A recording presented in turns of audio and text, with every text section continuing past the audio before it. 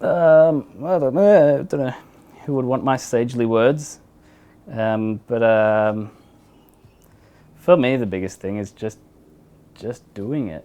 It's just like there's nothing stopping you.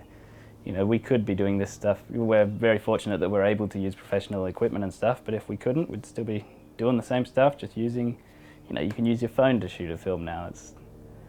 It's the limitations are pretty much non-existent for achieving what you want these days.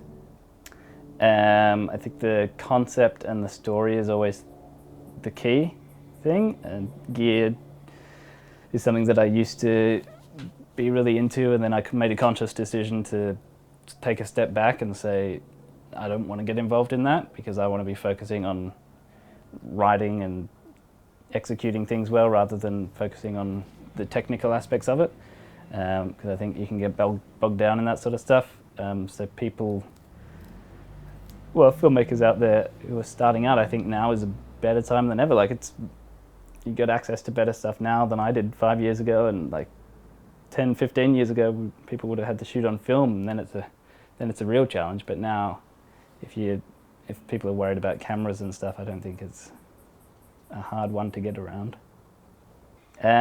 Just to have fun with it, like to remember why you got into it, and surround yourself with people who are going to encourage that and be in there with you along the way, so that it's not.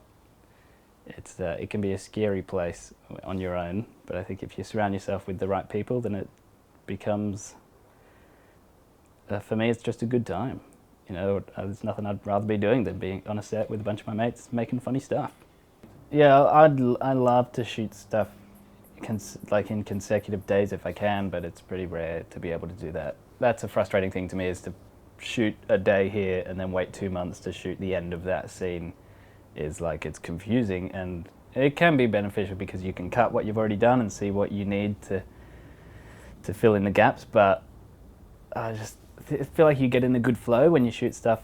Like, we did a short where we spent, I think, 5 or 6 days non-stop, where every day we were shooting, and that was one of the best experiences I've had shooting, because you just get into it and everybody gets into their role and knows what they're doing, and by the 5th day it's just like a well-oiled machine.